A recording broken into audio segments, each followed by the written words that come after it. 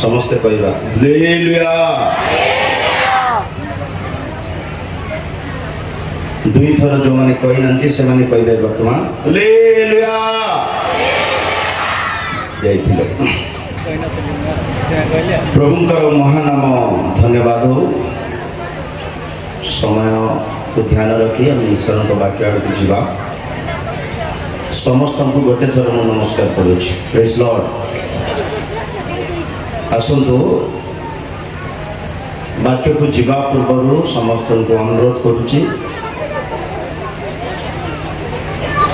Pendant लोक मैंने जमती कथा नुहतु। Praise Lord. विशेषकर 30, 40, 50 फुट भितर जो मैंने बसते वाक्य को ध्यान दियो। हालेलुया। जीशु कहले मेसेज को जीवा पूर्व किसी गोटे ध्यान निमंते कहवाई जाऊँगी। जीशु कहले जो 2 किंबा 3 मो नाम रे उपस्थित सेटारे मु विद्यमान बोली प्रभु कहले। वर्तमान कौ मैंने अनुभव करि पारछन्ते जीशु एटारे अछन्ती बोली। जदि एटारे जीशु अछन्ती निश्चित भाव में तांको रेस्पेक्ट करिवा पई, तांको आदर करिवा पई, तांको सम्मान करिवा पई you have to keep discipline. Praise Lord. Hallelujah. और जीशु कहिचंती माने ता वास्तविक सत्य से कहिचंती। से केबे मिछ कहि नांती। जोठारे 2 किंबा 3 मो नाम रे उपस्थित सेटारे मु अछि। एदम उद्यान रे आदम हवा 2 जण थिले। परमेश्वर संध्या समय से मान को पाखु को आसुथिले। ताको प्रतिज्ञा अनुसार से 2 किंबा 3 सेटा को से जानती। जदि एदम उद्यान रे आदम हवा 2 जण अछंती, तृतीय व्यक्ति परमेश्वर सेटा को उपस्थित होउचंती। सद्रक मैशक अबेदनगो 3 जण व्यक्ति अग्निकुंड रे अछंती। परमेश्वर पुत्र से अग्निकुंड रे 4 नंबर व्यक्ति देखा से प्रतिज्ञा करिचंती। जोठारे 2 किंबा 3 सेटारे निश्चित अग्नि रे मध्ये परमेश्वर अछंती।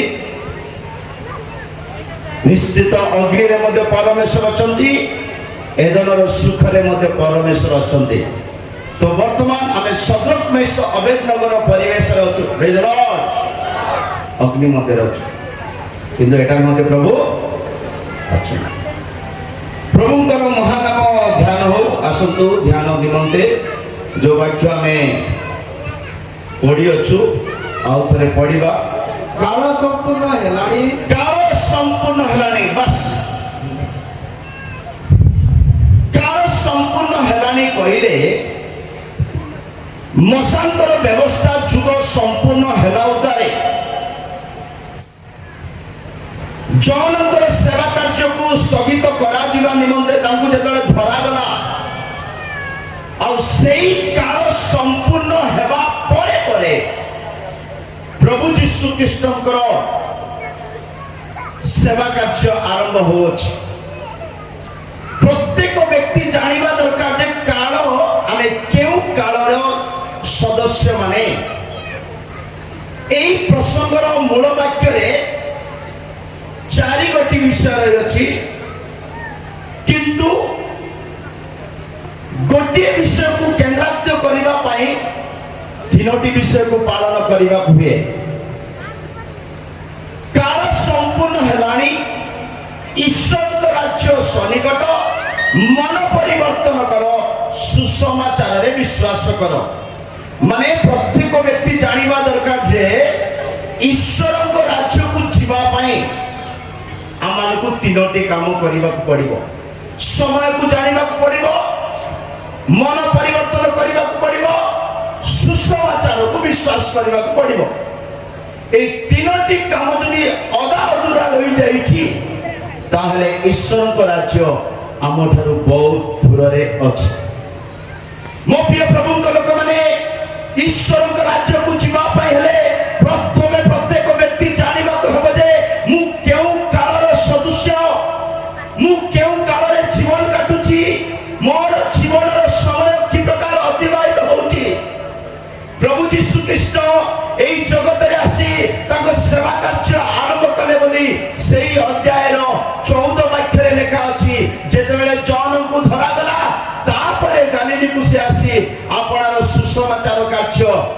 କରିଛନ୍ତି। ହଁ, ଜହନ କାରାରୂତ ହେଲା ପରେ ଜନ କାରାରୁତ ହେଲା ପରେ ଯୀଶୁ ଗାଲିଲକୁ ଆସି ଯୀଶୁ ଗାଲିଲୀକୁ ଆସି ଈଶ୍ୱରଙ୍କ ସୁସମାଚାର ଘୋଷଣା କରି ଈଶ୍ୱରଙ୍କ ସୁସମାଚାରକୁ ଘୋଷଣା କରି କହିବାକୁ ଲାଗିଲେ, ମୋ ପ୍ରିୟ ପ୍ରଭୁଙ୍କ ଲୋକମାନେ, ପ୍ରତ୍ୟେକ ବ୍ୟକ୍ତି ଏଠାରେ ଆମେ ଯୀଶୁ ଖ୍ରୀଷ୍ଟଙ୍କର ସେବା ବିଷୟରେ ଶୁଣିବାକୁ ପାଉଛୁ। ସେ ଗାଲିଲୀକୁ ଆସିଲେ, ସୁସମାଚାରର ସେବା ଆରମ୍ଭ କରିଲେ। ସୁସମାଚାର ଗୋଟେ ଏ ପ୍ରକାର ସେବା ଅଟେ, କାରଣ ସ୍ୱର୍ଗକୁ ଯିବା ପାଇଁ ପରିଚୟ ଦେବା ପାଇଁ ହେଲେ ସୁସମାଚାରର କାର୍ଯ୍ୟ କରାଯାଇଥାଏ। କିନ୍ତୁ ସହଜରେ ସୁସମାଚାରର ସେବା ମନୁଷ୍ୟକୁ ବଦଳାଇ ନଥାଏ। ମଶାଙ୍କ ସମୟରେ ମଧ୍ୟ ସୁସମାଚାରର ସେବା ହେଇଥିଲା, ବାକ୍ୟ ଶୁଣା ଯାଇଥିଲା, ଅନେକଙ୍କୁ ମନ ପରିବର୍ତ୍ତନର ଅବକାଶ ମିଳିଥିଲା। କିନ୍ତୁ ଦୁଃଖର ବିଷୟ, ସୁସମାଚାରର ବାକ୍ୟ ଶୁଣିଲା ପରେ ମଧ୍ୟ ସେମାନଙ୍କ ଠାରେ କୌଣସି ପରିବର୍ତ୍ତନ ଦେଖାଗଲା ନାହିଁ ବୋଲି ଏବ୍ରି 4:2 ବାକ୍ୟରେ ମଧ୍ୟ ଲେଖା ଅଛି। କାରଣ ସେମାନଙ୍କ ନିକଟରେ ଆମମାନଙ୍କ ନିକଟରେ ମଧ୍ୟ ସେହିପରି ସୁସମାଚାର ପ୍ରଚାରିତ ହୋଇଅଛି। କାରଣ ଯେପରି ସେମାନଙ୍କ ମଧ୍ୟରେ ଯେପରି ସେହି ପ୍ରକାର ଆମମାନଙ୍କ ଠାରେ ମଧ୍ୟ ସୁସମାଚାର ପ୍ରଚାର ହୋଇଅଛି। କିନ୍ତୁ ଶ୍ରୋତାମାନେ ବିଶ୍ୱାସ ଦ୍ୱାରା ଶ୍ରୁତ ବାକ୍ୟ ନିଜସ୍ୱ ନ କରିବାରୁ ଶୁଣିବା ଲୋକମାନେ ବାକ୍ୟକୁ ନିଜର ଧନ ପରି, ନିଜର ସମ୍ପତ୍ତି ପରି, ନିଜର ଆବଶ୍ୟକତା ପରି ଗ୍ରହଣ ନ କରିଥିବାରୁ ତାହା ସେମାନଙ୍କ ପକ୍ଷରେ ଲାଭଜନକ ହେଲା ନାହିଁ। କଣ ହେଲା ନାହିଁ? ଲାଭଜନକ ହେଲା ନାହିଁ। ବାକ୍ୟ ହଜାର ହଜାର ଘଣ୍ଟା ବସି ଶୁଣନ୍ତୁ, 5, 6, 10 ଘଣ୍ଟା ବସି ଶୁଣନ୍ତୁ, ଯଦି ଗୋଟିଏ ବି ବାକ୍ୟ ହୃଦୟରେ ଜାଗା ଦେବ ନାହିଁ, କାମ ତା କରିବ ନାହିଁ। ଶୁଣା ଯାଇଥିବା ବାକ୍ୟ ସେମାନେ ନିଜସ୍ୱ ନ କରିବାରୁ ସେମାନଙ୍କ ଠାରେ ପରିବର୍ତ୍ତନର କାର୍ଯ୍ୟ ମଧ୍ୟ। ବାଇବେଲରେ ଅନେକ ବ୍ୟକ୍ତି ଅଛନ୍ତି, ସମୟକୁ ନ ଜାଣି ଅନ୍ତିମ ସମୟ ବିଷୟରେ ସେମାନଙ୍କର ହୃଦୟର ଚରିତ୍ରତାକୁ ପ୍ରକାଶ କରିଛନ୍ତି।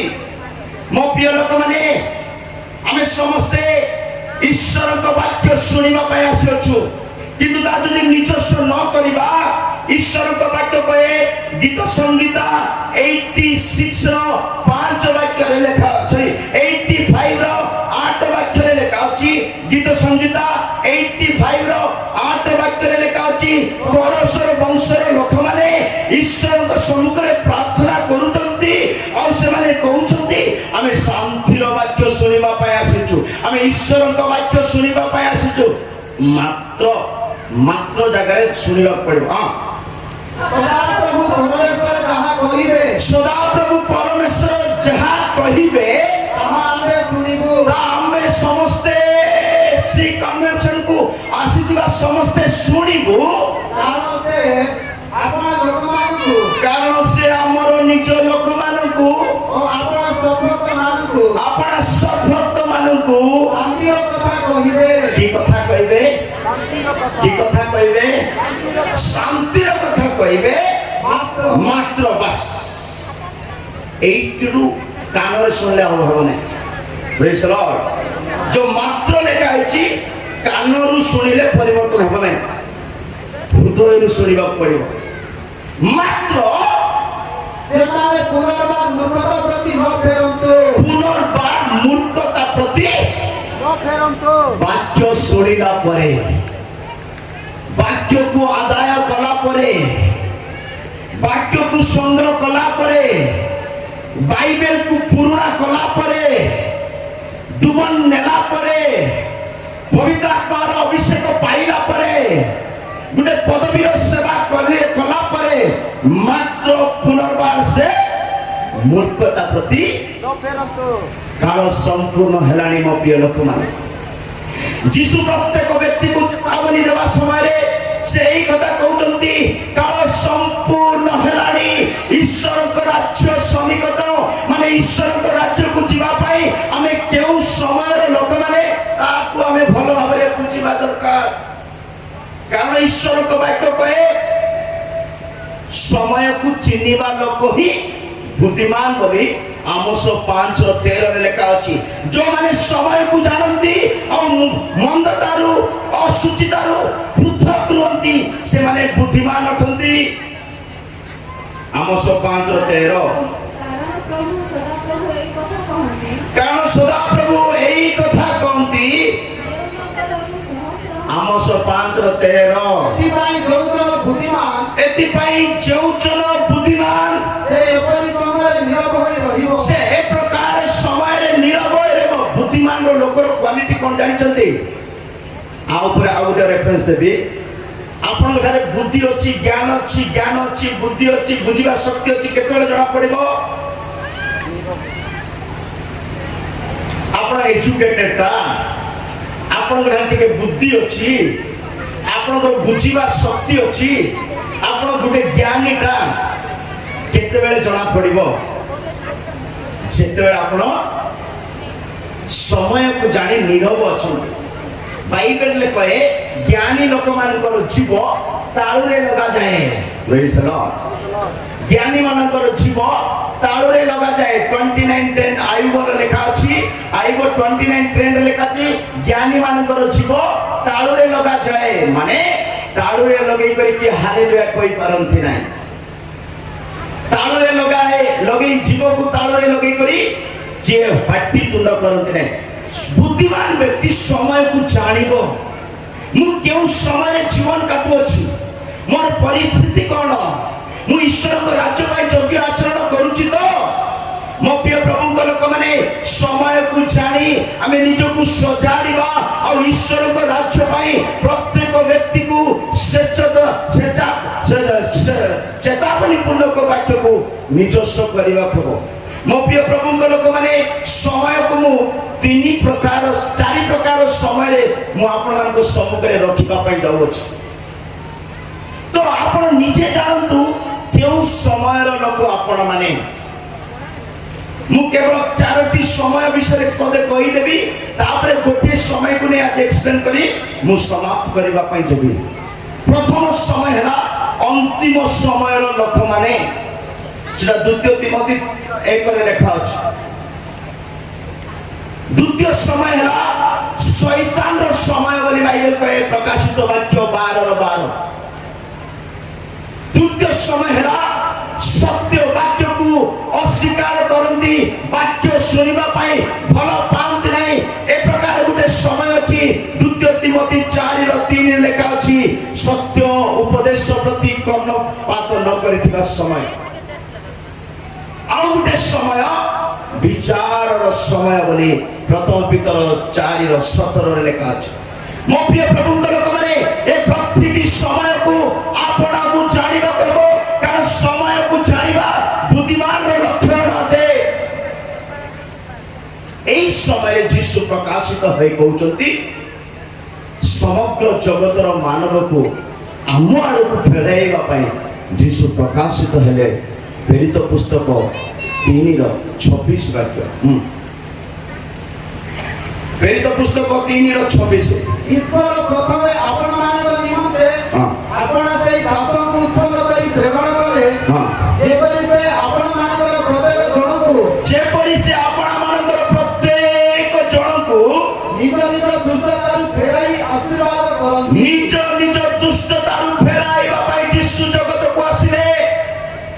प्रत्येक व्यक्ति पाप रे अभिलाष रे अधर्म रे गुप्त चोर रे गुप्त स्वभाव रे इंटरनेट रे अनेक प्रकार अदरकार ऐप रे लिप्त अछंती से मानु को फेराइबा पई यीशु जगत को आसे। यीशु किए यीशु क्रिश्चियन मानकर प्रभु नांती। हालेलुया। यीशु मोर केवल प्रभु नंती। यीशु हिंदू मानकर भी प्रभु मुस्लिम मानकर भी प्रभु सिख मानकर भी प्रभु बुद्धिस्ट मानकर भी प्रभु और एथिस्ट मानकर भी प्रभु यीशु अटंती। प्रेरित पुस्तक 10:36 जदि पढ़िबा एई यीशु काल संपूर्ण हला उतारे से आशीष सुसमाचार तले क्रिश्चियन मानकर प्रभु नांती से समग्र मानव जगतर यीशु अटंती। हां से तो यीशु कृष्ण का द्वारा शांतिर सुसमाचार प्रचार करई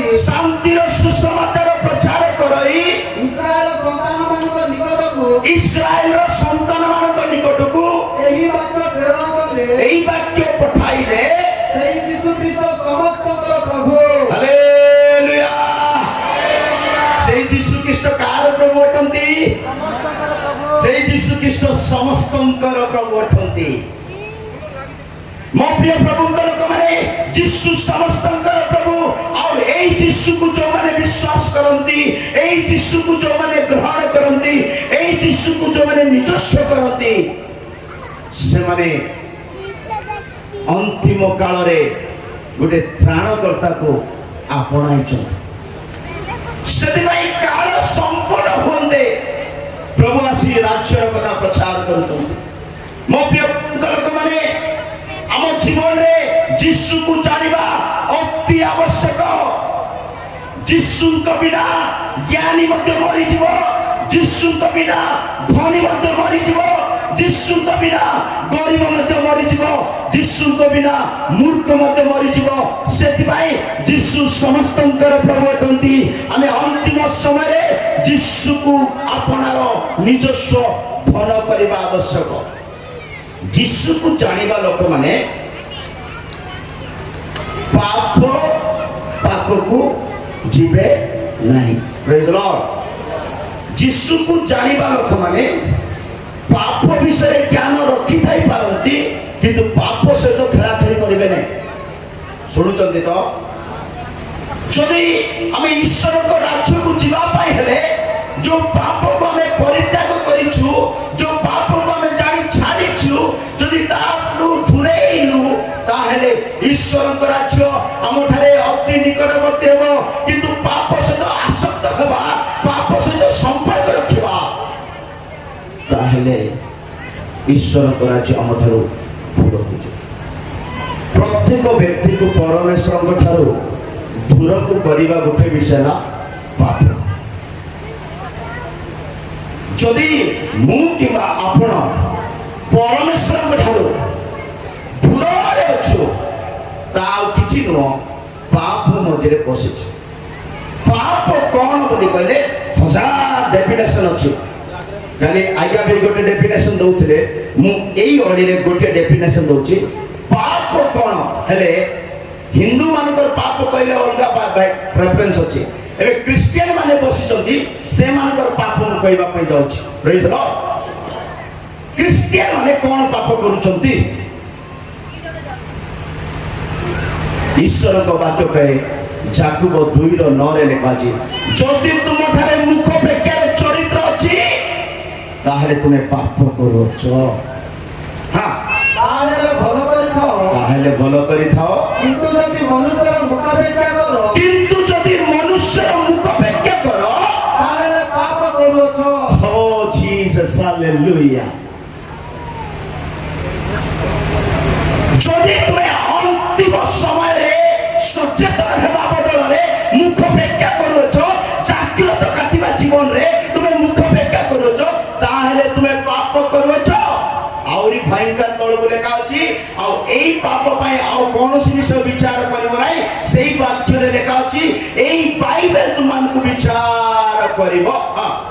ପୁଣି ସେଇ ବ୍ୟବସ୍ଥା ଦ୍ୱାରା ଦୋଷୀ ବୋଲି ପ୍ରମାଣିତ ହୋଇଥାଅ। ଆଉ ବ୍ୟବସ୍ଥା ଦ୍ୱାରା ଦୋଷୀ ବୋଲି ପ୍ରମାଣିତ ହେଇଥାଅ।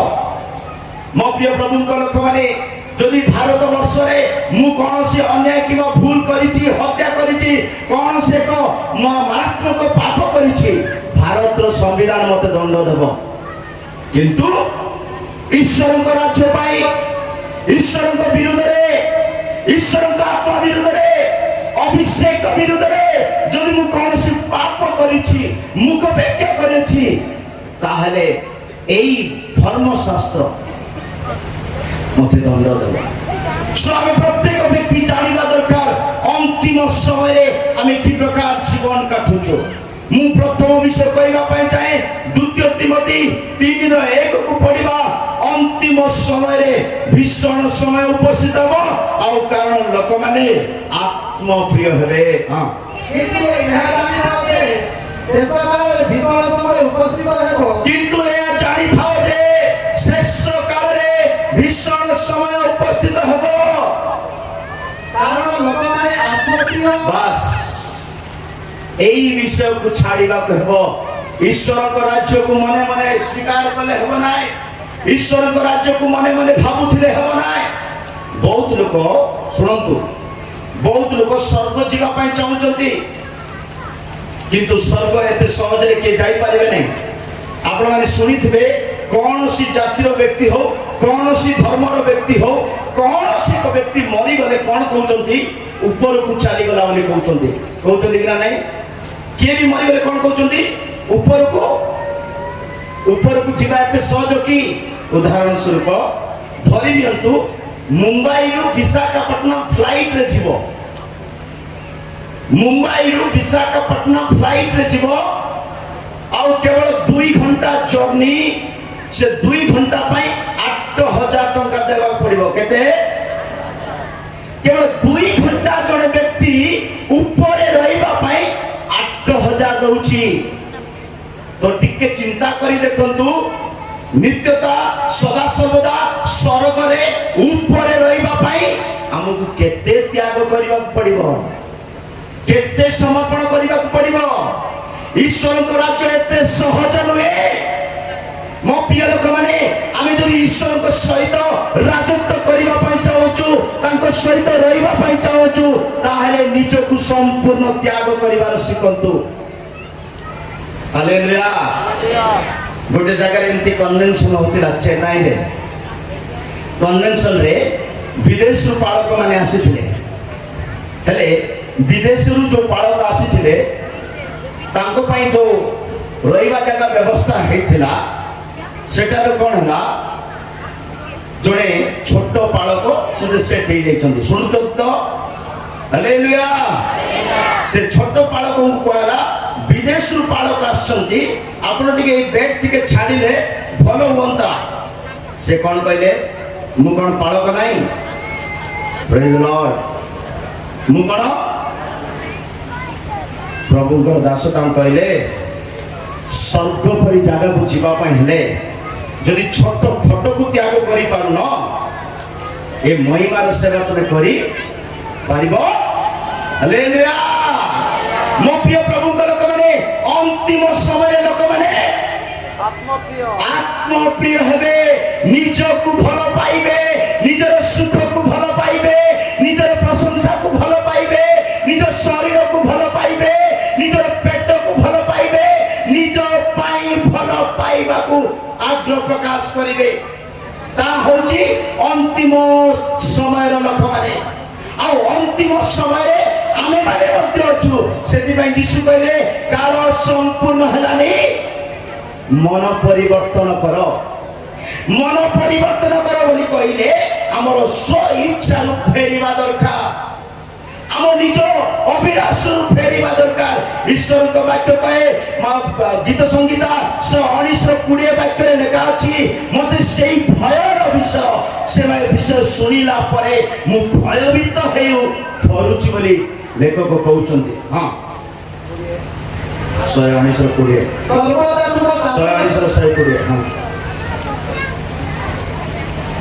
ତୁମ ଭୟ ସକାଶେ ମୋ ଶରୀର କମ୍ପିତ ହୁଏ, ତୁମ ଭୟ ସକାଶୁ ମୋର ଶରୀର କମ୍ପିତ ହୁଏ, ତୁମ ଶାସନ ବିଷୟରେ ମୁଁ ଭୀତ ହୁଏ, ମୁଁ ତୁମ ଶାସନ ବିଷୟରେ ଭୀତ ହୁଏ। ମୋ ପ୍ରିୟ ଲୋକମାନେ, ଆମେ ଈଶ୍ୱରଙ୍କ ଶାସନରେ ଅଛୁ ତ? ଈଶ୍ୱରଙ୍କ ବାକ୍ୟ ପ୍ରମାଣରେ ଅଛୁ ତ? ଈଶ୍ୱରଙ୍କ ଆଜ୍ଞା ପ୍ରମାଣରେ ଅଛୁ ତ? ମୁଁ ତୁମ ଶାସନ ବିଷୟରେ ଶୁଣିଲେ ଭୀତ ହୁଏ। କାରଣ ଅନ୍ତିମ ସମୟରେ ପ୍ରତ୍ୟେକ ବ୍ୟକ୍ତି ନିଜ ନିଜକୁ ଜାଗ୍ରତ କରିବା ଦରକାର। କାରଣ ନିଜ ନିଜ ସ୍ୱଭାବରେ ସେମାନେ ବଞ୍ଚନ୍ତି, ଈଶ୍ୱରଙ୍କ କଥା ମାନନ୍ତି ନାହିଁ, ଈଶ୍ୱରଙ୍କ ବାକ୍ୟ ମାନନ୍ତି ନାହିଁ, ଈଶ୍ୱରଙ୍କ ପଛରେ ଚାଲନ୍ତି ନାହିଁ। ସେମାନଙ୍କ ଠାରେ ଆତ୍ମା ନଥାଏ ବୋଲି ଈଶ୍ୱରଙ୍କ ବାକ୍ୟ କହେ। ଅନ୍ତିମ ସମୟ ଲୋକମାନଙ୍କ ଠାରେ ଯେଉଁମାନେ ନିଜ ସ୍ୱ ଇଚ୍ଛାରେ ବଞ୍ଚନ୍ତି, ନିଜକୁ ପ୍ରକାଶ କରିଥାନ୍ତି, ସେମାନଙ୍କ ଠାରେ ଆତ୍ମା ରହେ ନାହିଁ। ଜିହୁଦାର ପତ୍ରୀ 1:19 ବାକ୍ୟରେ ଲେଖା ଅଛି, ଜିହୁଦାର ପତ୍ରୀ 1:19 ବାକ୍ୟରେ ଲେଖା ଅଛି, ଯଦି ତୁମ ଠାରେ ଦଳଭେଦ ଅଛି, ଗ୍ରୁପିଜିମ୍ ଅଛି, ଦଳ ମତ ଏ ପ୍ରକାର ଗ୍ରୁପ ଅଛି, ତାହେଲେ ମନେ ରଖିବା ଦରକାର ଈଶ୍ୱରଙ୍କ ଆତ୍ମା ତମ ଠାରେ ନାହିଁ। ଏଥିପାଇଁ ସମୟକୁ ଜାଣି ଫେରି ଈଶ୍ୱରଙ୍କ ରାଜ୍ୟକୁ ପ୍ରସ୍ତୁତ ହେଉଥିବାର ଅଛି। ହଁ, ସେମାନେ ଦଳଭେଦ ସୃଷ୍ଟି କରନ୍ତି, ସେମାନେ ଦଳଭେଦ ସୃଷ୍ଟି କରନ୍ତି, ସେମାନେ ସାଂସାରିକ ମନା, ସେମାନେ ସାଂସାରିକ ମନା, ଈଶ୍ୱରଙ୍କ ଆତ୍ମା ବିହୀନ। ଈଶ୍ୱରଙ୍କ ଆତ୍ମା ନଥିବ ସେମାନଙ୍କ ଠାରେ। যদি যাদের ঈশ্বরଙ୍କ আত্মা ନାହିଁ ସେ ଈଶ୍ୱରଙ୍କର କଷ୍ଟକୁ ଜାଣିପାରିବ ନାହିଁ। ଯଦି ଈଶ୍ୱରଙ୍କ ଆତ୍ମା ନାହିଁ କୃଷର ବିଷୟ ଜାଣିପାରିବ ନାହିଁ। ଈଶ୍ୱରଙ୍କର ଆତ୍ମା ନାହିଁ ପୁରାତନ ବିଷୟ ପୁନରୁତ୍ଥାନ ବିଷୟକୁ ଜାଣିପାରିବ ନାହିଁ। আগমনର ବିଷୟକୁ ମଧ୍ୟ ଜାଣିପାରିବ ନାହିଁ।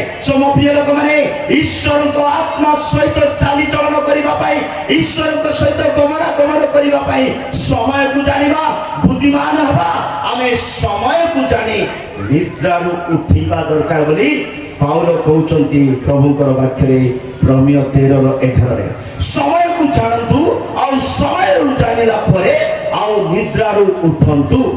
ପୁଣି ଏବେ ତୁମମାନଙ୍କର ନିଦ୍ରାରୁ ଜାଗ୍ରତ ହେବାର ସମୟ এই সময় তোমাଙ୍କ ନିଦ୍ରାରୁ ଜାଗ୍ରତ ହେବାର ସମୟ ଉପସ୍ଥିତ ଏହା ଜାଣି ଏହି ସବୁ କର। ମୋ ପ୍ରିୟ ଲୋକମାନେ ସମୟକୁ ଜାଣିବା ଦରକାର। এই ସମୟରେ ମୁଁ କଣ ନିଦ୍ରାରେ ଅଛି କି?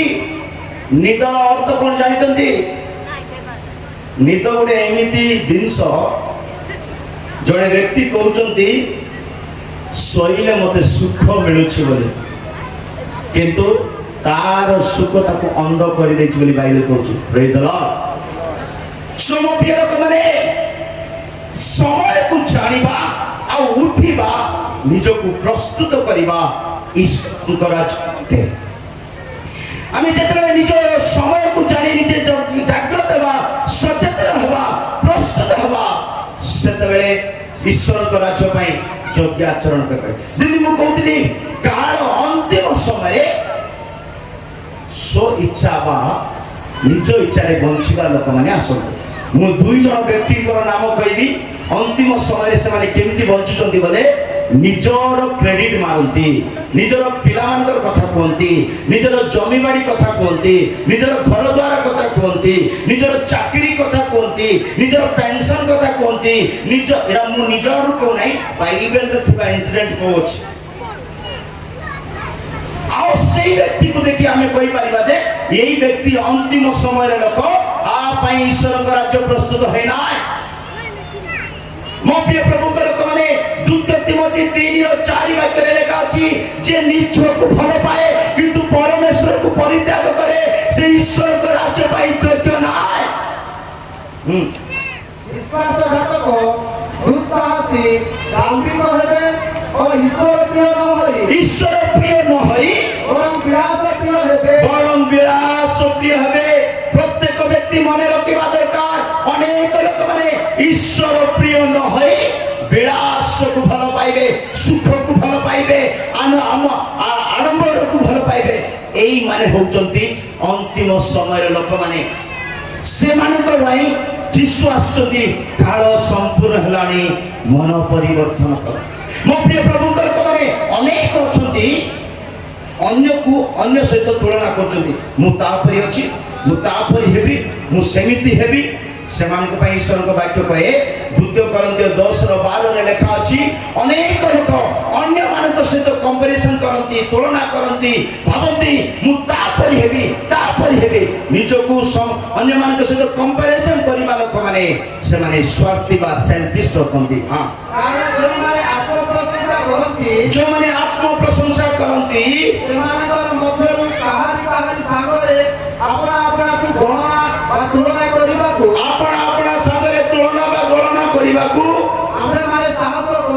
ଆମେମାନେ ସାହସ କରୁନାହୁଁ।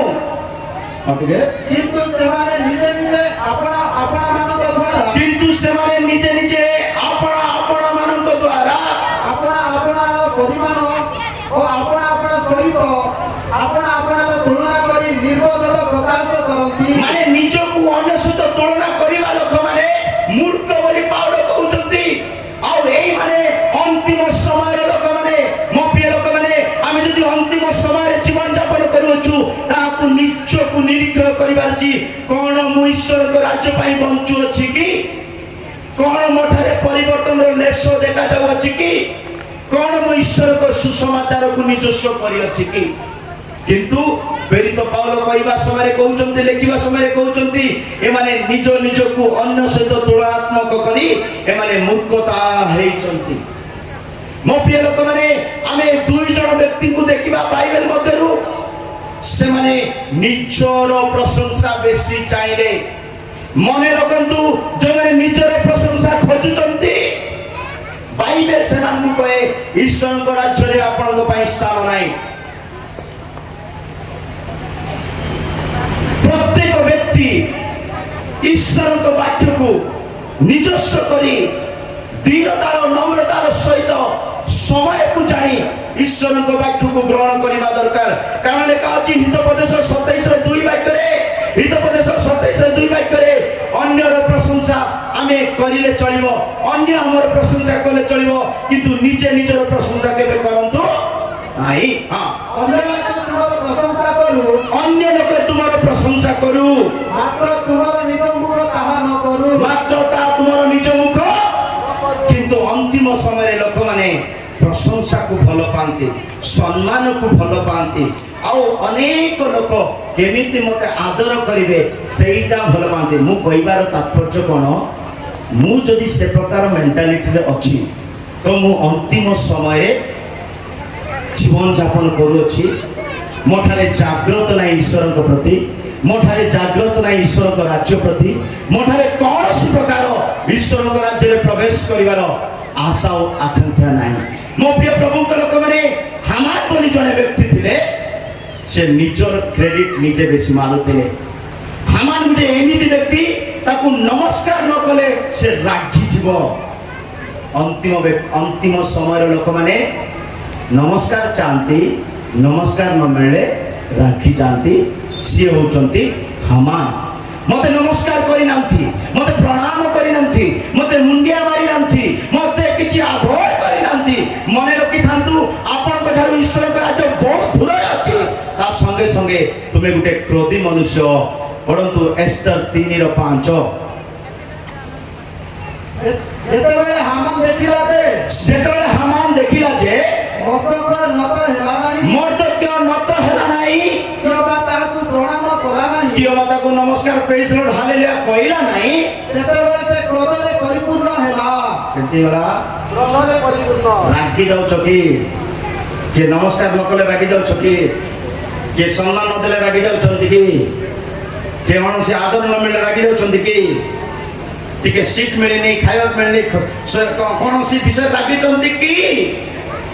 ତାହେଲେ ଆପଣ ଜଣେ ମର୍ଦ୍ଦକାୟ ହେଇପାରିବେ। ମର୍ଦ୍ଦକାୟ ନିଜର ପ୍ରଶଂସା ଖୋଜି ଖୋଜି ଫାଶୀ ମରିଗଲେ, ଈଶ୍ୱରଙ୍କ ରାଜ୍ୟ ପାଇଁ ଯୋଗ୍ୟ ହେଲେ ନାହିଁ। ମୋ ପ୍ରିୟ ପ୍ରଭୁଙ୍କ ଲୋକମାନେ, ଅନ୍ତିମ ସମୟରେ ଲୋକମାନେ ନିଜର ପ୍ରଶଂସା ଖୋଜନ୍ତି। ମର୍ଦ୍ଦକାୟକୁ ପ୍ରଣାମ ନ କରିବା ସକାଶୁ, ନମସ୍କାର ନ ମିଳିବା ସକାଶୁ ସେ କ୍ରୋଧିତ ହେଇଗଲେ। ଖ୍ରୀଷ୍ଟିଆନ ଡିକ୍ସନାରୀରେ ଧାର୍ମିକ ହେଲା ପରେ, ଈଶ୍ୱରକୁ ଜାଣିଲା ପରେ, ବାପ୍ତିସ୍ମ ନେଲା ପରେ କ୍ରୋଧକୁ ଜାଗା ଦେବାକୁ ନାହିଁ। ଯଦି କ୍ରୋଧ ଅଛି, ସୂର୍ଯ୍ୟ ଅସ୍ତବାର ଛାଡ଼ିବାର ଅଛି। ମୋ ପ୍ରିୟ ଲୋକମାନେ, ଏଇ ହାମାନ କଣ କଲେ? ରାଗି ଯାଇ କଣ କରୁଛନ୍ତି? ସେ ରାଜ ଦରବାର ଆଡକୁ ଯାଉଛନ୍ତି। ମୁଁ କହିବା ପାଇଁ ଚାହେଁ, যদি অন্তিম সময় আমি জীবন কাটুছু, এই অন্তিম সময়ে আমি সম্মান খোঁজুছু, তাহলে তুমি পবিত্রতা কাইকি খোঁজু না, ধার্মিকতাকে কাইকি খোঁজু না, ঈশ্বরকে ভয় সে কাই খোঁজু না? খোঁজুଛନ୍ତି এମାନେ কোন? সম্মান। হামার ଆଉ ଗୋଟେ ଗୁଣ କହିବି କି, ମୋ ପୁଅ ଆମେରିକାରେ ଅଛନ୍ତି, ମୋର ଏ ଏରିଆ ସବୁ ଜମି ମୋର ଏକା, ରାଜା ମତେ ତାଙ୍କ ଡାଇନିଂ ଟେବୁଲକୁ ମତେ ଡାକନ୍ତି, କ୍ରେଡିଟ ମାରିବା ସ୍ୱଭାବ। ପ୍ରେଜ୍ ଦ ଲର୍ଡ।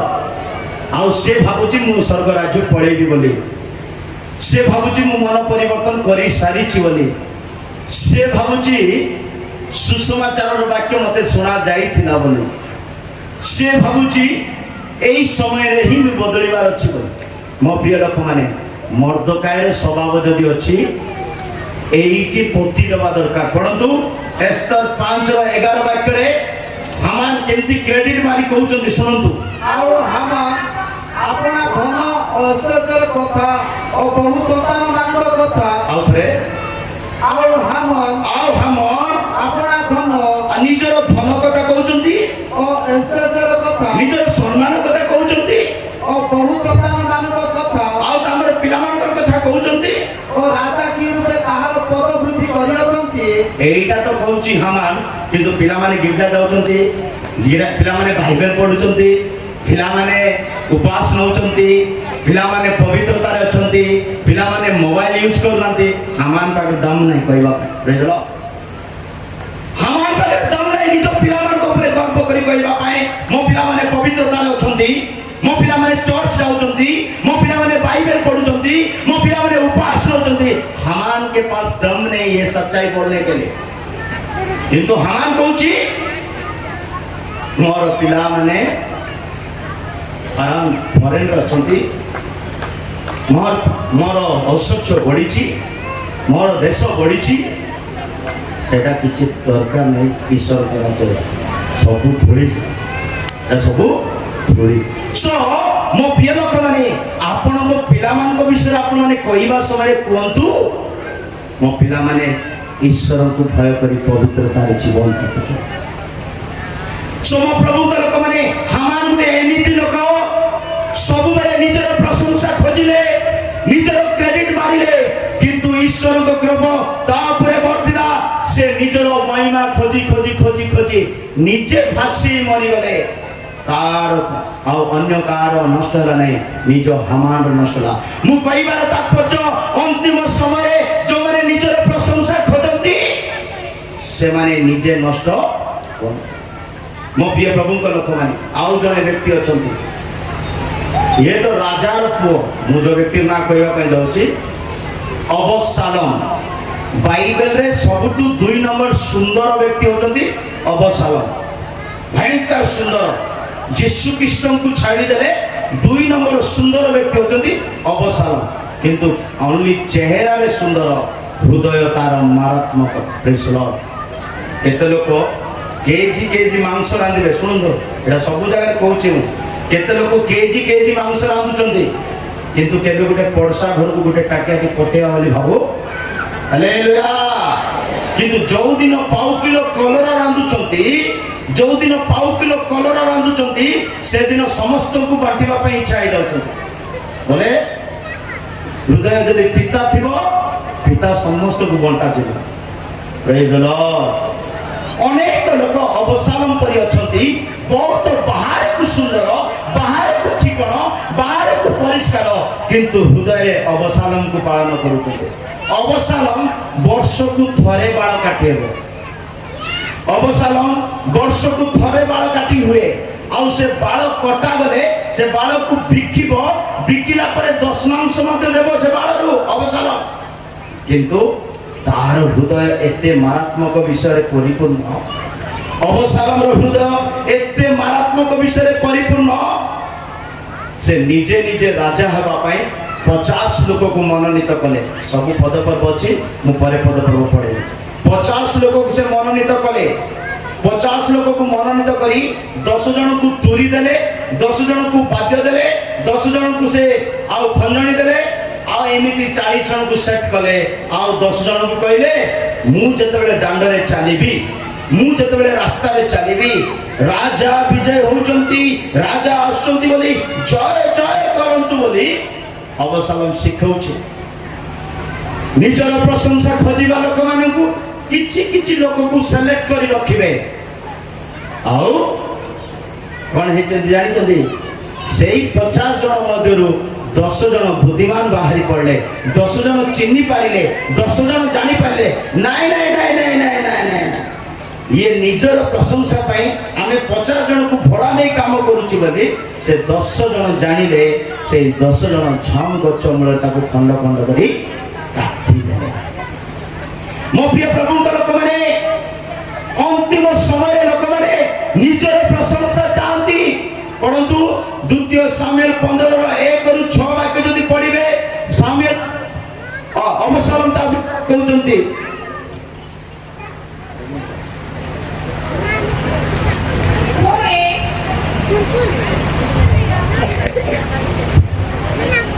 हाँ द्वितीय सामुएल 15 रो 1 रु 6 एते उठाए अबशालोम आपना निमते एक रथ और अश्वमान और आपना आगे आगे दौड़िबा निमते 50 जन रखिला 50 जन को रखिला पुरी अबशालोम प्रभात रे ରାଜଧାନୀର ପଥ ପାର୍ଶ୍ୱରେ ଠିଆ ହୁଏ ଆଉ ଏପରି କରେ ଯେ କାହାରି ବିଚାରରେ ରାଜାଙ୍କ ନିକଟକୁ ଆସିବା ଯୋଗ୍ୟ କୌଣସି ବିବାଦ ଥିଲେ ଅବସାଲମ ତାହାକୁ ଡାକି କହେ, ତୁମେ କେଉଁ ନଗରର ଲୋକ? ଅବସାଲମ କେମିତି ଲୋକମାନେ ରାଜାଙ୍କ ପାଖକୁ ଯୋଉମାନେ ଆସନ୍ତି ରାଜାକୁ ଭେଟିବା ପାଇଁ ସେ ଦିଏ ନାହିଁ, ତା ପୂର୍ବରୁ ସେ ଭେଟନ୍ତି। ରାଜା ତମ କଥା ଶୁଣିବା ପାଇଁ ନାହାନ୍ତି, ତମର ଦୁଃଖ ତମର କ୍ଲେଶ ମତେ ଜଣାନ୍ତୁ। ଆଗୁଆ ଆଗୁଆ ଚରିତ୍ର ତାର, ଆଗୁଆ ଆଗୁଆ ହେବା ଗୁଣ ତାର, ଆଗୁଆ ଆଗୁଆ ହେବା ସ୍ୱଭାବ। ଅବସାଲମ ଏକ ମାରାତ୍ମକ ହୃଦୟରେ ବଞ୍ଚୁଛନ୍ତି। ହୃଦୟ ମାରାତ୍ମକ କିନ୍ତୁ ଦେଖିବା ପାଇଁ ସୁନ୍ଦର। ମୋ ପ୍ରିୟ ପ୍ରଭୁଙ୍କ ଲୋକମାନେ ଆଉ ଗୋଟେ ବାକ୍ୟ ପଢି ଦିଅନ୍ତୁ। ଦ୍ୱିତୀୟ ସାମୁଏଲ 14:25-26 ଅବସାଲମ ସୁନ୍ଦର ଥିଲେ ଆଉ ତାର ମସ୍ତକର କେଶ ବର୍ଷକୁ ଥରେ ସେ କାଟୁଥିଲେ। ଆଉ ରାଜା କହିଲେ, ସେ ଫେରି ଆପଣା ଘରକୁ ଯାଉ, ମାତ୍ର ସେ ମୋହର ମୁଖ ନ ଦେଖୁ। ଦ୍ୱିତୀୟ ସାମୁଏଲ 14:25-26 ସମୁଦାୟ ଇସ୍ରାଏଲ ମଧ୍ୟରେ ଅବସାଲମ ପରି ସୌନ୍ଦର୍ଯ୍ୟ ହେତୁ ଅବସାଲମ ପରି ସୌନ୍ଦର୍ଯ୍ୟ ହେତୁ ଅତି ପ୍ରଶଂସନୀୟ ପୁରୁଷ କେହି ନଥିଲା। କେହି ବି ନଥିଲେ ଅବସାଲମ ପରି ସୌନ୍ଦର୍ଯ୍ୟ ଆଉ ପ୍ରଶଂସନୀୟ ପୁରୁଷ। ତାହାର ତଳିପାରୁ ମସ୍ତକର ଅଗ୍ରଭାଗ ପର୍ଯ୍ୟନ୍ତ ତାହାଠାରେ କୌଣସି କୁନ୍ଦ ନଥିଲା। କୌଣସି ଦାଗ, କୌଣସି ପ୍ରକାର ନିନ୍ଦାର ବିଷୟ, କୌଣସି ପ୍ରକାର ଖୁନ୍ତ ନଥିଲା। ଏମିତି ବ୍ୟକ୍ତି ମୁଁ କହିବା ପାଇଁ ଯାଉଛି, ଅନ୍ତିମ ସମୟରେ ଲୋକମାନେ ନିଜକୁ ବଡ଼ ପରିଷ୍କାର ବୋଲି ଭାବନ୍ତି, ନିଜକୁ ନିର୍ମଳ ବୋଲି ଭାବନ୍ତି, ନିଜକୁ ସ୍ୱଚ୍ଛତା ବୋଲି ଭାବନ୍ତି, ନିଜକୁ ପବିତ୍ର ବୋଲି ଭାବନ୍ତି, କିନ୍ତୁ ପରମେଶ୍ୱର ବାହାରି ରୂପକୁ ଦେଖନ୍ତି ନାହିଁ, ସେ ଅନ୍ତରର ହୃଦୟର ବିଚାରକୁ ପରୀକ୍ଷିତ କରନ୍ତି। ଜନ ଜର୍ଦ୍ଦନ ନଦୀରେ ବାପ୍ତିସ୍ମ ଦେଉଥିଲେ। ଜର୍ଦ୍ଦନ ନଦୀରେ ବାପ୍ତିସ୍ମ ଦେବା ସମୟରେ ସାଧୁକି ଫାରୁସୀ ମାନେ ଆସିଲେ। ଆଉ ସାଧୁକି ଫାରୁସୀ ମାନଙ୍କୁ ଜନ ଦେଖି କଣ କହିଲେ? ରେ ସମସ୍ତେ ଜାଣିଛୁ ମଶାଙ୍କ ବ୍ୟବସ୍ଥାକୁ ମାନିବା ଲୋକମାନଙ୍କୁ ସାପ ସହିତ ତୁଳନା କଲେ, ଜ୍ଞାନୀ ମାନଙ୍କୁ ସାପ ସହିତ ତୁଳନା କଲେ, ବୁଦ୍ଧିମାନ ମାନଙ୍କୁ ସାପ ସହିତ ତୁଳନା କଲେ। ଯଦି ଭୁଲରେ ଆପଣଙ୍କୁ କିଏ କୁକୁର କି ବିଲେଇ କି ଘୁଷୁରି ବୋଲେ ଆପଣ କେମିତି ହଉଛନ୍ତି? ବିରକ୍ତ ଆସୁଥିବ। ଯଦି ମୁଁ ଗୋଟେ ମଣିଷ, ଯଦି ମତେ କିଏ କୁକୁର କି ବିଲେଇ କି ଘୁଷୁରି ବୋଲି କହିଦେଲା, ମୁଁ କେତେ ଟେମ୍ପର ହେଇଯାଉଛି, କେତେ ରାଗି ଯାଉଛି। ଯଦି ଜନ ବାଇବେଲର ପଣ୍ଡିତ ମାନଙ୍କୁ, ମଶାଙ୍କର ବ୍ୟବସ୍ଥା ରକ୍ତ ରକ୍ତରେ ଜାଣିବା ଲୋକମାନଙ୍କୁ କାଳ ସର୍ପ ସହିତ ତୁଳନା କରିଛନ୍ତି। ସାପ ସହିତ କାହିଁକି ତୁଳନା କରିଛନ୍ତି ଭାବିଛନ୍ତି କି କେବେ? ରେ କାଳ ସର୍ପର ବଂଶ, କିଏ ତୁମମାନଙ୍କୁ କହିଲା ଅନ୍ତିମ ସମୟରେ ତୁମମାନେ ଆସି ବାପ୍ତିସ୍ମ ନେବା ପାଇଁ? ସାପ ସହିତ ତୁଳନା କରିବାର ତିନିଟା ଅର୍ଥ ଅଛି। ସାପ 6 ମାସକୁ 8 ମାସକୁ ତାର ଖଳ ଛାଡ଼ିବ। କଣ ଛାଡ଼ିବ? ତାର ହ୍ୱାଇଟ୍ ଖଳ ଛାଡ଼ିବ, ବିଷ ଛାଡ଼ିବ ନାହିଁ। ହୃଦୟରେ ଥିବା ବିଷ 40 ବର୍ଷ, 30 ବର୍ଷ, 50 ବର୍ଷ, 51ତମ ବର୍ଷ ଖ୍ରୀଷ୍ଟିଆନ ଖଳ ଛାଡ଼ିଛି। କଣ ଛାଡ଼ିଛି? କିନ୍ତୁ ହୃଦୟରେ ଥିବା ତୁମେ ଅନ୍ତିମ ସମୟର ଲୋକ। ହୃଦୟ ବିଷକୁ ଛାଡ଼ନ୍ତୁ, ପୁଣା ଡ୍ରେସ୍ ପିନ୍ଧିଥିଲେ ବି ଚଳିବ। ପ୍ରେଜ୍ ଦ ଲର୍ଡ। ସାପର ଦ୍ୱିତୀୟ ଚରିତ୍ର କଣ ଜାଣିଛନ୍ତି? ସାପକୁ 2ଟା ଜୀବ। କେତେଟା ଜୀବ? ସାପକୁ 2ଟା ଜୀବ। ପେଟରେ ଗୋଟେ କଥା, ହାଲେଲୁୟା। ରେ କାଳ ସର୍ପର ବଂଶ, ବୋଲେ ତୁ ଭିତରରୁ ବଦଳିବାର ଅଛି।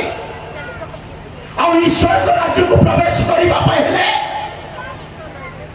ନିଜର ମହିମାକୁ ପରିତ୍ୟାଗ କରିବା। ଜନ ଚିହ୍ନି ପାରନ୍ତି ସମସ୍ତଙ୍କୁ, ଅଭିଷିକ୍ତ ଚିହ୍ନି ପାରନ୍ତି ସମସ୍ତଙ୍କୁ।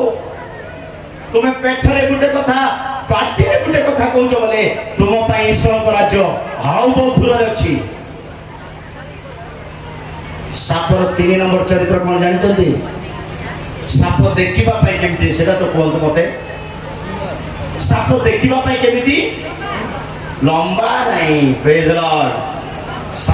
ସାପ ଦେଖିବା ପାଇଁ ଚିକଣ, ଚିକଣିଆ। ପ୍ରେଜ୍ ଦ ଲର୍ଡ। ଚିକଣିଆ, ଧରିଲେ ଧରେଇ ଦେବ ନାହିଁ, ଖସିଯିବ। ଚାଲ ସି କନଭେନସନ ବୋଲେ ଏପଟୁ ବାହାରିବ, ସେପଟ ଖସିଯିବ। ଚାଲ ବାପ୍ତିସ୍ମ ବୋଲେ ଏପଟୁ ବାହାରିବ, ସେପଟ ଖସିଯିବ। ଖସିଯିବା ବ୍ୟକ୍ତି ପାପରେ ଖସିଯିବ, ଅବିଳାସରେ ଖସିଯିବ, ଅସତ୍ୟରେ ଖସିଯିବ, ଖସି ଯାଉଛି ମାନେ କାଳ ସର୍ପ ବଂଶ। ରାଗିଛ କି?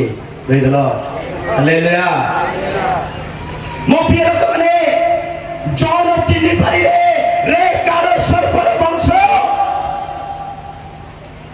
ଆଗାମୀ କ୍ରୋଧରୁ ମନ ପରିବର୍ତ୍ତନ କର, ସମୟ ସନ୍ନିକଟ।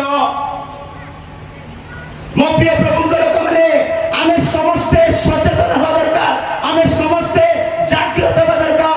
ଅନ୍ତିମ ସମୟରେ ଆମେ ଜୀବନ ଯାପନ କରୁଅଛୁ।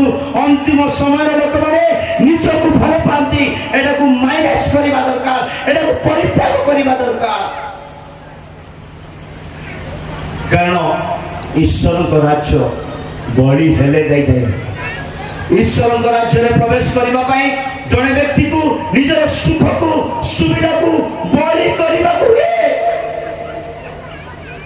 ଅବସାଲମ ସେମିତି ହେଲେ ନାହିଁ, ସଦୁକି ଫାରୁସି ମାନେ ସେମିତି ହେଲେ ନାହିଁ। ସାଫର ଭେଷ ଧରି ବଞ୍ଚିବା ନୁହଁ, ଆମେ ଈଶ୍ୱରଙ୍କ ରାଜ୍ୟ ପାଇଁ ହେଲେ ସମୟକୁ ଜାଣିବା, ବୁଦ୍ଧିମାନ ପରି ଆଚରଣ କରିବା, ଆଉ ଈଶ୍ୱରଙ୍କ ରାଜ୍ୟ ପାଇଁ ଯୋଗ୍ୟ ଆଚରଣ କରିବା।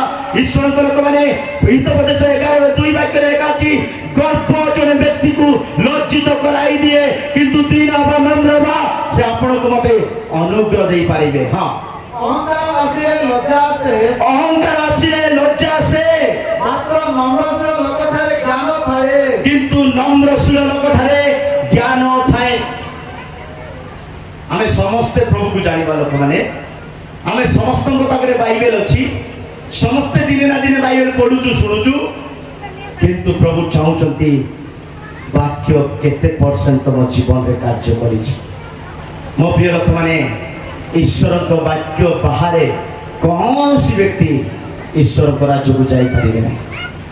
ବାକ୍ୟକୁ ପାଳନ କରିବା, ବାକ୍ୟକୁ ନିଜସ୍ୱ କରିବା, ବାକ୍ୟକୁ ନିଜର ଧନ କରି କରିବା, ସେତେବେଳେ ଆମେ ଈଶ୍ୱରଙ୍କ ରାଜ୍ୟରେ ଆମେ ପ୍ରବେଶ କରିପାରିବା। କାଳ ସମ୍ପୂର୍ଣ୍ଣ ହେଲା। ମୁଁ ଗୋଟିଏ ବିଷୟ କହି ରଖୁଛି, ଆମେ ସମୟକୁ ସମ୍ମୁଖରେ ରଖି ନିଜ ନିଜ ହୃଦୟକୁ ପରିବର୍ତ୍ତନ କରିବା। ମୁଁ ସନ୍ଧ୍ୟା ସମୟରେ ପୁଣି କାଲିର ମୋର ଯେଉଁ ଅଧିବେଶନରେ ଏହି ପ୍ରସଙ୍ଗ ଉପରେ ମେସେଜ ସବୁ ସରେଇବି, କିନ୍ତୁ ମୁଁ ଆପଣମାନଙ୍କୁ ଆବଶ୍ୟକ 2ଟା ମେସେଜ ଦେଇକରି ଯିବି। ଅନ୍ତିମ ସମୟରେ ପ୍ରତ୍ୟେକ ଖ୍ରୀଷ୍ଟିଆନ ମାଲିପଡ଼ାରେ ଗ୍ୟାଦରିଂ ହେବାଟା ବଡ଼ ବିଚିତ୍ର ନୁହେଁ, ଈଶ୍ୱରଙ୍କ ରାଜ୍ୟରେ ଗ୍ୟାଦରିଂ ହେବାଟା ବଡ଼ ଆବଶ୍ୟକ। ଏଫେସୀୟ 1:10 ପଢ଼ନ୍ତୁ, ତାପରେ ବନ୍ଦ କରିଦେବା। ଏଫେସୀୟ 1:10। ଯେପରି କାଳର ପୂର୍ଣ୍ଣତା ସମ୍ବନ୍ଧୀୟ, ଯେପରି କାଳର ପୂର୍ଣ୍ଣତା ସମ୍ବନ୍ଧୀୟ ତାହାଙ୍କ ସଂକଳ୍ପାନୁସାରେ ତାଙ୍କ ସଂକଳ୍ପ ଯୋଜନା ଅନୁସାରେ ସ୍ୱର୍ଗରେ କି ମର୍ତ୍ତ୍ୟରେ ଥିବା ସମସ୍ତ ବିଷୟ କିମ୍ବା ସମସ୍ତ ବିଷୟ ସେ ଆପଣା ନିମନ୍ତେ ଖ୍ରୀଷ୍ଟଙ୍କ ଠାରେ ଏକୀଭୂତ କରିବେ। ଖ୍ରୀଷ୍ଟଙ୍କ ଠାରେ ଏକୀଭୂତ ହେବା ପାଇଁ ସେ ସ୍ୱର୍ଗର ବିଷୟ ହଉ, ସେ ମର୍ତ୍ତ୍ୟର ବିଷୟ ହଉ, ସମସ୍ତେ ଖ୍ରୀଷ୍ଟଙ୍କ ଠାରେ ଏକ ହେବାର ଅଛି। ଏକୀଭୂତ ହୋଇ ଗେଦର ହେବାକୁ ହେବ, ଈଶ୍ୱରଙ୍କ ରାଜ୍ୟକୁ ଯିବ। ଜଣେ ବ୍ୟକ୍ତି ଈଶ୍ୱରଙ୍କ ରାଜ୍ୟକୁ ଯିବା ପାଇଁ କେବଳ ସୁସମାଚାର ଶୁଣିଲେ ହେବ ନାହିଁ, 4ଟି ବିଷୟ ଶୁଣିବାକୁ ହେବ। କଲୋସ୍ୟ 1:28, କଲୋସ୍ୟ 1:28। ହଁ,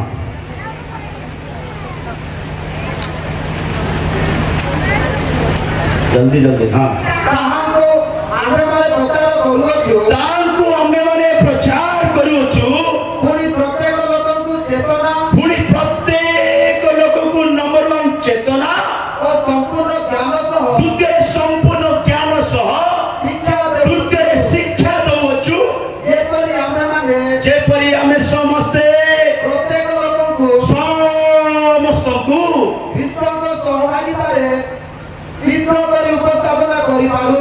4ର୍ଥ ବିଷୟ ସିଦ୍ଧ କରି ଉପସ୍ଥିତ ହେବାର ଅଛି ଖ୍ରୀଷ୍ଟଙ୍କ ରାଜ୍ୟରେ। ମାନେ ଆମେ ଏଇ 4ଟି ବିଷୟକୁ ନିଜର କରିବା ଅଛି।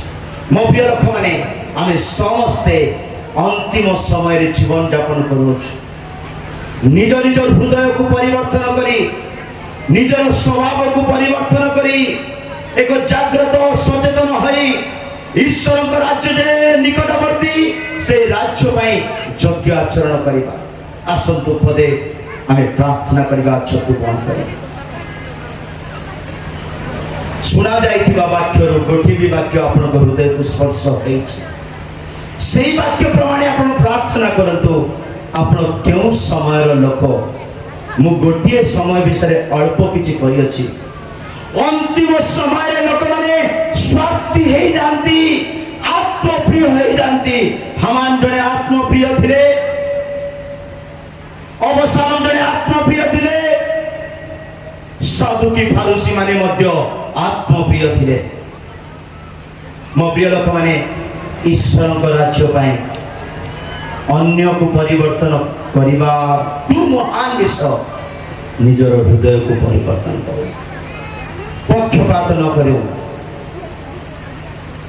କୌଣସି ପ୍ରକାର ପାପକୁ ହୃଦୟରେ ଜାଗା ନ ଦେଇ ପଦେ ପ୍ରାର୍ଥନା କରିବା। ସ୍ୱର୍ଗୀୟ ପିତା, ତୁମ ମହତ୍ ପବିତ୍ର ସ୍ୱର୍ଗୀୟ ନାମକୁ ଆମେ ଧନ୍ୟବାଦ କରୁଛୁ। ବାବା, ଏଇ ଅଧିବେଶନରେ ଆମମାନଙ୍କୁ ଅଳ୍ପ ତୁମ ବାକ୍ୟ ଦେଇ ଶିକ୍ଷା ଦେଲ। କାଳ ସମ୍ପୂର୍ଣ୍ଣ ହେଲାଣି, ସମୟକୁ ଜାଣିବା ଲୋକ ବୁଦ୍ଧିମାନ ବୋଲି ତୁମେ କହିଲ, ନମ୍ର ଲୋକମାନଙ୍କୁ ତୁମେ ବୁଦ୍ଧିମାନ ବୋଲି କହିଲ। ପ୍ରଭୁ, ଅନ୍ତିମ ସମୟରେ ଲୋକମାନେ ଆତ୍ମପ୍ରିୟ ହୁଅନ୍ତି ଆଉ ଈଶ୍ୱର ପ୍ରିୟ ନ ହୋଇ ବିଳାସ ପ୍ରିୟ ହୁଅନ୍ତି ବୋଲି କହିଲ। ଆମେ ପ୍ରତ୍ୟେକଙ୍କୁ ତୁମେ ସଚେତନ କର, ଜାଗ୍ରତ କର। କେହି ମଧ୍ୟ ଆମେ ତୁମ ରାଜ୍ୟର ବାହାରେ ନ ରହି ତୁମ ରାଜ୍ୟରେ ତୁମ ସହିତ ଏକୀଭୂତ ହୋଇପାରିବ। ଆମେ ପ୍ରତ୍ୟେକଙ୍କୁ ତୁମେ ସାହାଯ୍ୟ।